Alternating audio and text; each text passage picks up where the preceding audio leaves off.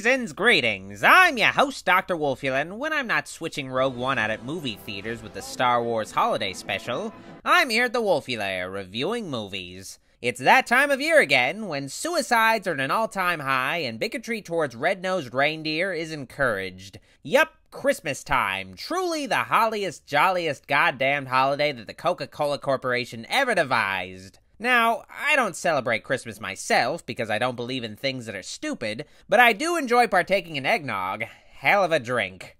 Also, pandering to people who actually do care about this Christmas nonsense is great for business. My first video ever was Christmas related after all. Wasn't a coincidence. Speaking of which, as is customary at this point, I must review a Christmas horror flick. A lot of people have been asking me to review something called Krampus, but that sounds a little too relevant for my taste. So instead, I'm gonna go with an 80s slasher movie sequel that people only remember because of a meme. Silent Night, Deadly Night Part 2. Remember the original thoroughly unpleasant Silent Night, Deadly Night? Well, the sequel will assume that you don't, one way or another, because more than half of Part 2 is a recap of the first film. I'm not even exaggerating. I know that I'm a pretty unreliable narrator, but I would never fucking joke around about my valuable time being wasted. You see, Part 2 follows Ricky Caldwell, the baby brother of the original film's Santa-themed killer. It's Christmas Eve, and Ricky is in a mental hospital, probably to treat his restless leg syndrome. Most horror films would try to hook you with some terror from the get-go, but not Silent Night, Deadly Night Part 2. Instead, by the end of the opening credits, I had a pretty decent understanding of how to set up a tape recorder. The flick doesn't exactly pick up from there. Most of Silent Night, Deadly Night 2 takes place in Ricky's cell as he chats with a psychiatrist, Dr. Henry Bloom. You can call me Henry. Or if you would feel more comfortable, you can just call me Doc. Fuck off, Doc. Okay, that's a little too comfortable, Ricky. Ricky here doesn't actually leave his cell until the last 15 minutes of the movie. That's like a version of Halloween where most of the movie is spent showing Michael looking at a wall. How is it possible for so much of the film to take place in one room, you no doubt ask yourself? Is this some sort of play-like Breakfast Club of horror? No, not at all. You see, Silent Night, Deadly Night 2 isn't really a sequel at all. Typically, horror sequels use the whole killer talking to their psychiatrist thing as a way to recap the previous movie, and this particular sequel is no different. I will ask the questions. You will answer them. You will talk. I will listen. Geez, I hope he does all that shit, or else there's not much of a movie here. Silent Night, Deadly Night 2 takes the psychiatrist recap several hundred steps too far, though. You're shrink number 13. Good. That's my lucky number. You know what they say? 13th shrinks the charm. Clips from the original film are shown as a recap, which is fair enough, but this isn't some brief montage. No, Part 2 plays whole scenes of the original movie in their entirety. Scenes that aren't even fucking essential, like the scene where young Ricky and Billy are tucked into bed. Riveting stuff. So, Silent Night, Deadly Night Part 2 is basically a glorified clip show comprised of clips from a single movie. Ricky isn't even present for most of the stuff that he's recapping, and he's even able to recall his parents' murder at the hands of a rogue Santa Claus, despite being a baby at the time. How could you possibly remember all that? Because I was there. Oh, that totally explains it. Ricky's omniscience doesn't stop there, though. Ricky is able to recall the entirety of his brother Billy's origin story in detail, despite not being present for most of it. Like how Ricky remembers Billy's belting at the hands of the Mother Superior. She was naughty. Wow, Ricky was really into that last flashback. Ricky isn't just able to see past events of Billy's murder rampage with clarity, though. He can also read thoughts, too. He knew the roads, the shortcuts. He knew exactly where he was going. How would Billy know the roads and shortcuts, Ricky? He spent his whole life confined in a goddamned orphanage. You'd think that, at the very least, Ricky's retelling of the original film's events would add a new dimension to the story, but no, not really. Billy hated bullies. Oh, Billy hated bullies, eh, Ricky? How insightful. He was starting to leave a bloody trail. Alright, you know what, Ricky? Adding pointless, annoying commentary to a film is my job. As Ricky tells Billy's origin story, even Doc Bloom starts to predict all the slasher movie cliches of the original film. It's fairly obvious where he was going. Really? Well, maybe we're just jerking off here then. Huh? If you say so. You're good, Doc. But I know all the moves. I could squash you like a bug. Is he still talking about jerking off? Honestly, watching the recap in Silent Night, Deadly Night Part 2, you could bet that the filmmakers were really hoping nobody saw the first movie, but that isn't really the case exactly. Though I'm sure they were also hoping that. If you pay close attention during the opening credits of Part 2, you'll notice that the director, Lee Harry, is also credited as the editor of the film. Now, why would that be weird? Well, you see, funny story there. Silent Night, Deadly Night Part 2 was actually supposed to be a re-edit of the original film, disguised as a sequel to trick people into watching it. Not a bad scam, if I do say so myself, but I guess the makers of this movie weren't interested in evil because they did manage to shoot at least half of a movie on the minuscule budget they had. If Silent Night, Deadly Night Part 2 was nothing but clips from the first movie, we wouldn't be talking about it now, would we? Oh no. Once the entire first film is recapped by Ricky at around the 40-minute mark, the sequel actually begins. Oh boy. Here's the thing though, Ricky is clearly an adult here, so he has a whole rest of his life that he needs to recap. After seeing his brother Billy shot in the spine, Naughty. Ricky is adopted by the Rosenberg family. They definitely did not get involved with Christmas. Oh, I wonder why the Rosenbergs wouldn't be into Christmas. The only thing missing are those hats and curls. Alternatively, Ricky has a deep-seated fear of nuns, but that just comes with being raised Catholic, am I right, folks? It also becomes clear early on that Ricky is triggered by the color red, Santa's fave color.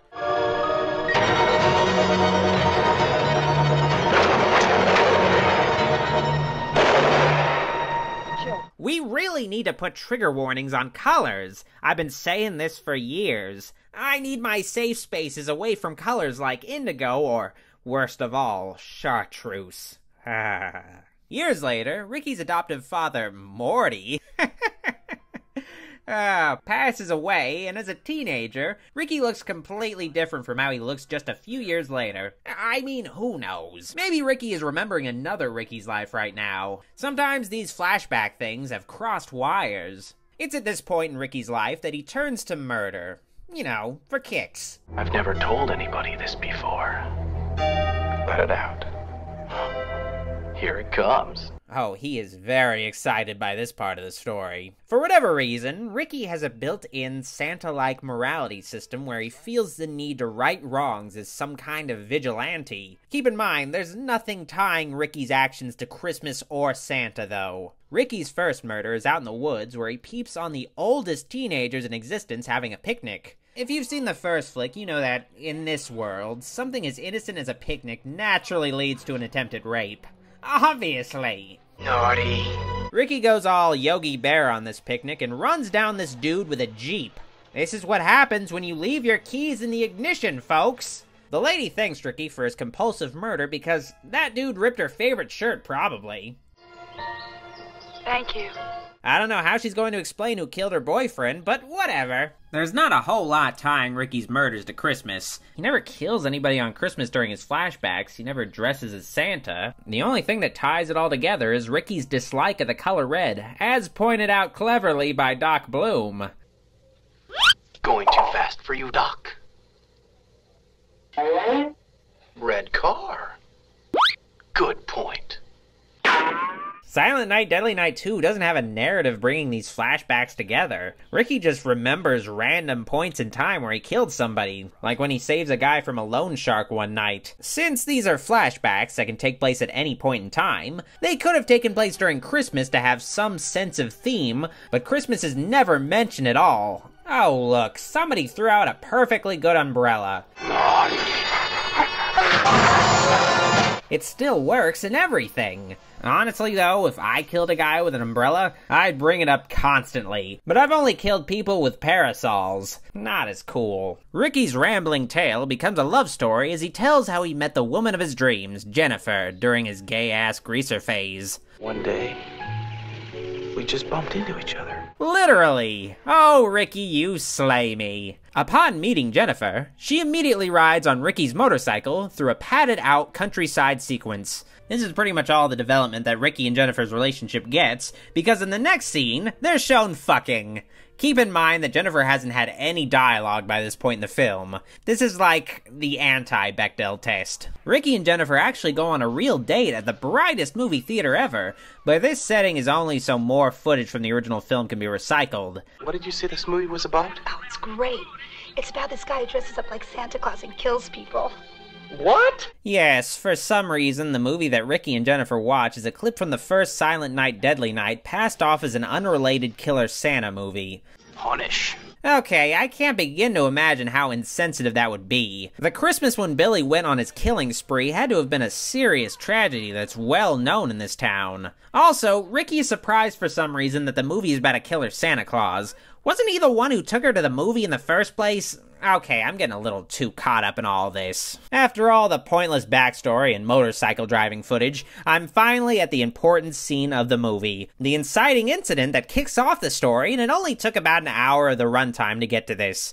Out on a stroll with his girl, Ricky encounters Jennifer's ex, Chip, who looks like Fred from Scooby-Doo stole Donald Trump's haircut. If I'd known you'd sink this low, I never would have dumped you. Chip harasses the two, but his fate was sealed the moment he decided to buy a red Mustang. Wow, seeing Ricky pick up that jumper cable caused Chip to age 20 years.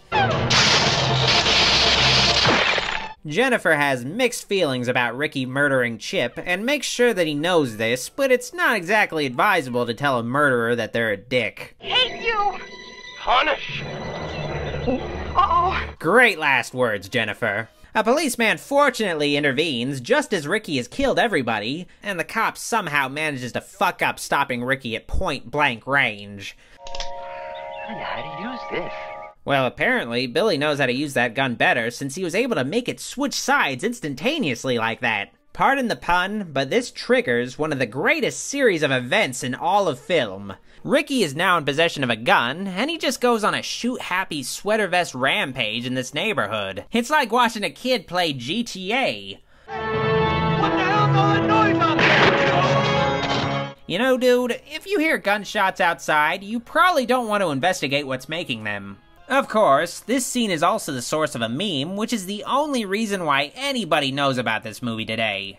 Garbage day! Huh? No! This is why you should recycle, kids. Ricky's rampage is punctuated by him firing upon, what else? A red car. Good point. There must have been a Galaxy Note 7 in that car. The cops get Ricky at gunpoint, but he's more than happy to take the coward's way out, despite their pleading. Don't do it! No! It's not worth it! Don't be a fool! Don't do it! Don't kill yourself!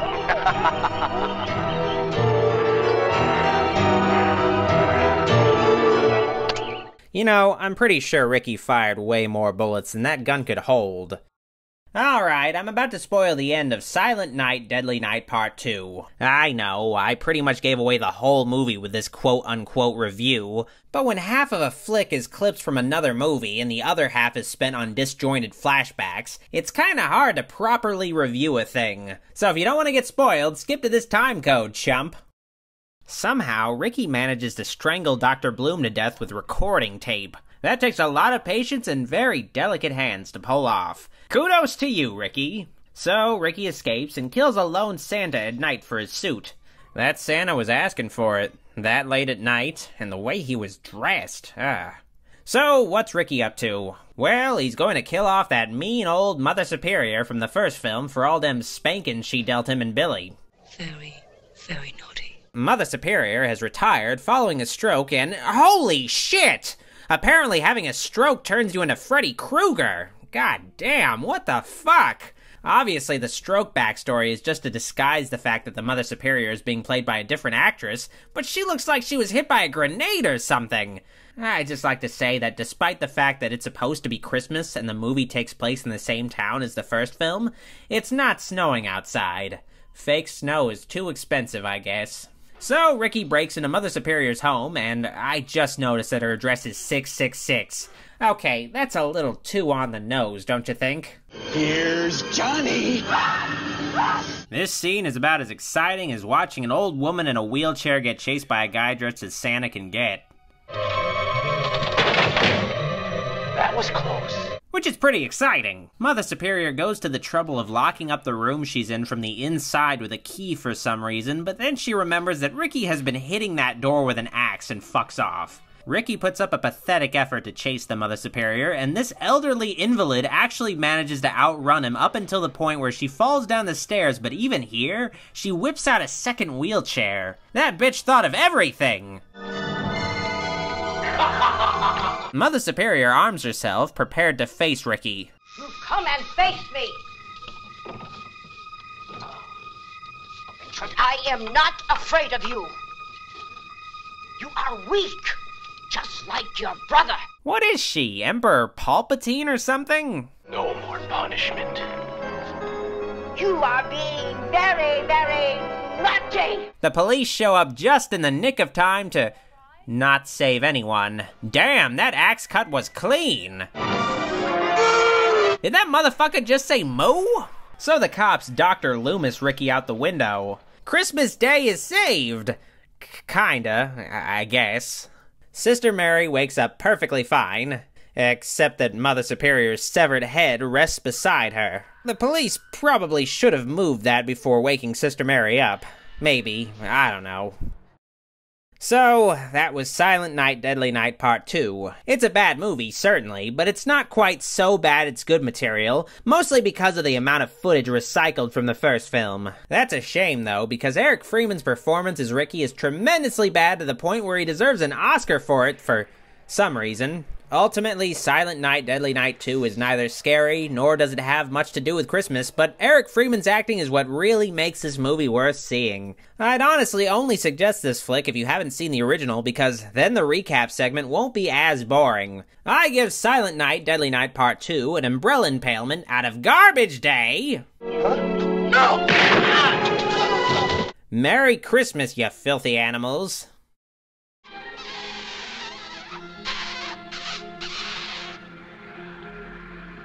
Go ahead, Studley. Kiss her.